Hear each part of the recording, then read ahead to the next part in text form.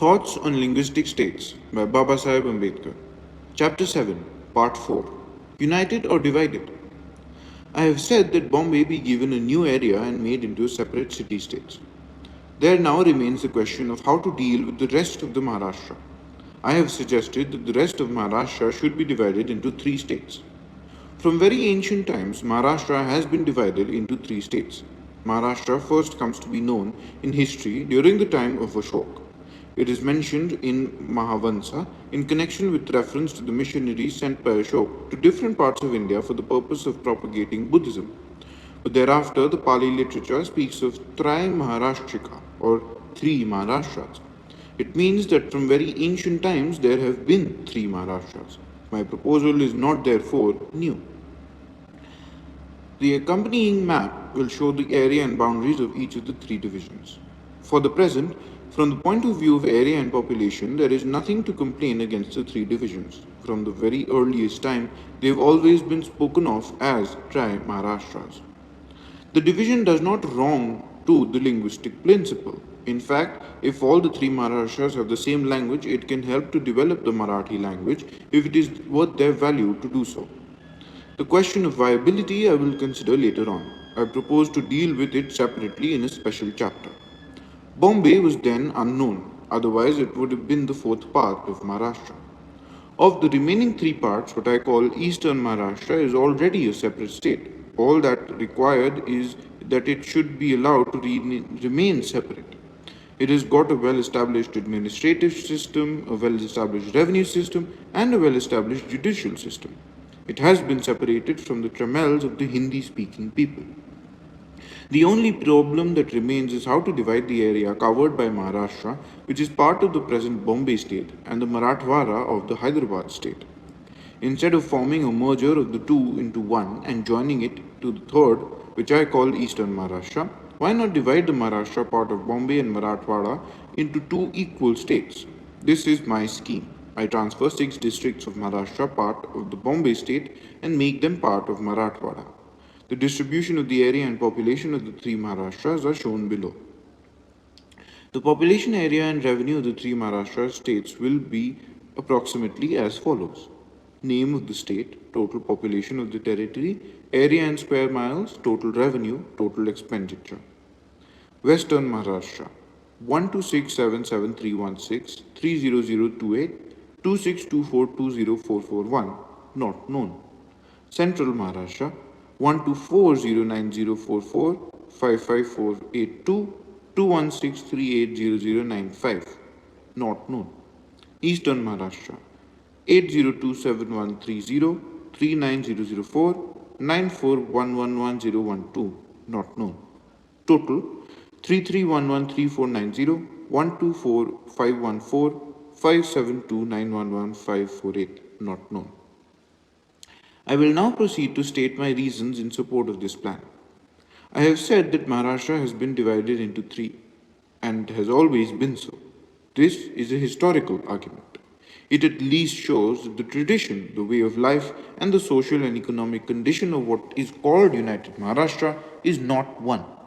Those who are in a hurry to have United Maharashtra may not take it seriously. But there are other arguments which arise out of the present condition and which cannot be ignored. I mention a few. My first argument is that a single government cannot administer such a huge state as United Maharashtra. The total population of the Marathi-speaking area is 33083490. The total area occupied by the Marathi-speaking people is 174514 square miles. It is a vast area and it is impossible to have efficient administration by a single state. Maharashtrians who talk about Samyukt Maharashtra have no conception of the vastness as to the area and population of their Maharashtra. But why there should be one single Maharashtra state, I am quite unable to understand. To have a separate Maharashtra state is one thing. To have a single Maharashtra state is quite a different thing. I am in favor of a separate Maharashtra, separate from Gujaratis and separate from the Hindi-speaking people. But I am unable to understand why a free Maharashtra should be made into one single state. The Maharashtrians are not planning to declare war on UP and therefore they need not have a common front. Even from the point of view of Marathas, why should there be this consolidation? What affiliation has a Maratha of Satara got with the Maratha of Aurangabad? What affiliation has a Maratha of Nasik got with the Maratha of Ratnagiri? What care and interest a Maratha of Satara is going to bestow upon the problems of the Maratha of Aurangabad? What care and interest a Maratha of Nasik is going to bestow upon the problems of the Maratha of Ratnagiri? The consolidation has no meaning and can serve no purpose. All Maratha ministers in the present Bombay cabinet come from Satara district or Nasik district. There is none from the Konkan. The second consideration is the economic inequality between the three parts of Maharashtra. Marathwada has been solely neglected by the Nizam. What guarantee is that the other two Maharashtra will look upon the interests of what I call the central Maharashtra? The third consideration is industrial inequality between the three parts of Maharashtra. Western Maharashtra and Eastern Maharashtra are industrially well developed. What about Central Maharashtra? What guarantee is there of its industrial development? Will Western Maharashtra and Eastern Maharashtra take interest in the industrial development of Central Maharashtra? The fourth consideration is the inequality of education between Eastern and Western Maharashtra on the one hand and Central Maharashtra on the other. The inequality between them is marked. If the Central Maharashtra goes under the Pune University, its destiny is doomed.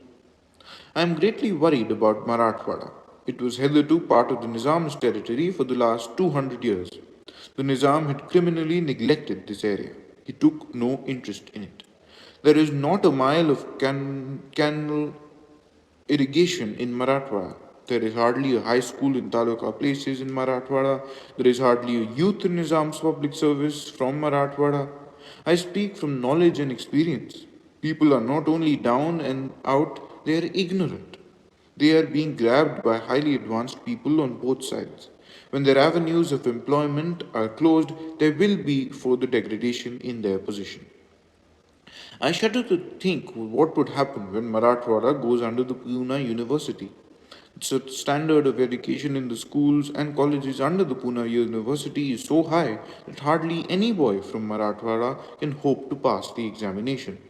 It is quite possible that with the madness for United Maharashtra, there will develop a madness for a single and common university. The creation of a united Maharashtra will be followed by the onrush of Pune and Nagpur Brahmins in Marathwada to pick up the jobs. There is a further reason why Maharashtra should be divided into three. The total strength of the Bombay Legislative Assembly is 315, out of them 149 members are Marathi speaking. The total strength of the Bombay Legislative Council is 72, out of them 34 are Marathi speaking. Obviously, some Marathi speaking person should have been the Chief Minister of the Bombay state. Mr. Hayari stood up as a candidate for the Chief Ministership, but he was made to sit down by the Congress High Command. Not only was Mr. Hayari made to sit down, but he was forced to move that Mr. Morarji Desai be made the Chief Minister.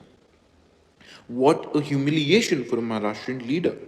And what value does the Congress High Command attach to the political intelligence of Maharashtrians? The same incapacity of the Maratha ministers is clear from the division of subjects referred earlier. It is obvious from the facts given above that the Marathas are lacking in political talent. There is no man of eminence among them such as Tilak or Gokhale or Ranade. The Maharashtrian today counts for nothing. The Congress Maharashtrian coin is for much less in the Congress. The non-Congress Maharashtrian also counts for nothing. It is therefore absolutely essential to train up Maharashtrians in political life. This political training has become fundamental because of the transfer of power to the masses. The word Marathas is used in two senses. In one sense, it means all those who speak the Marathi language. In another sense, it means all those who are Marathas by caste. They are all spoken of as Marathas, but they all fail to make the distinctions between Marathas, that is, who speak Marathi, and Marathas, that is, who are Marathas by caste. Those who are going to rule Maharashtra are not Marathas by speech, but Marathas by caste, notwithstanding the hopes of the Brahmin. Now, it cannot be denied that Marathas are politically the most backward community. It is fundamental that they should receive political training. If there is only one Maharashtra, only one Maratha can be trained as chief minister and 5 or 6 as ministers. On the other hand, if there are three Marathas can find training as chief ministers and 30 Maharashtra can give training on ministers. We can do real service to ourselves by helping to educate our masters. The only way of educating the Maharathas is to give them more field for developing their abilities and exercising their abilities. Only the creation of 3 Marathas can do this. There is a story which is very appropriate to the occasion. The father of a young girl had taken her for an outing in the jungle. She found that under big trees there stood small shrubs. Finding this to be uniformly so, she asked her father why these small shrubs under the big trees do not grow. The father, not being a botanist, could not give an answer. So he said, "Oh, I do not know." He, however, felt that the question was very significant. He was a professor in a college. Next day, he went to the college and put the question to his botanist colleague. The botanist replied, "Why? The answer is simple. The big trees use up all the sun's rays to themselves. The shrubs do not get any rays. That is why they do not grow." The Marathwada people must not forget the moral of this story. The only argument in favor of united Maharashtra is that it is like the meeting of the two brothers Rama and Bharat in Ramayana after a long separation. It is a silly argument, not worth consideration. There are some Maharashtrians who are satisfied with some kind of political treaty with Western Maharashtra guaranteeing some concessions. Treaties are like scraps of paper, they cannot be enforced. Instead of political treaties which nobody can enforce, is it not better to have power in one's own hands? What a poor and wretched show by Maharashtrians in the government of Bombay. If this is the show that the most advanced and educated part of Maharashtrians can make, what can be expected from the people of Marathwada? I advise the people of Marathwada or central Maharashtra to have a state of their own so that they have power in their own hands to improve their own lot. The end.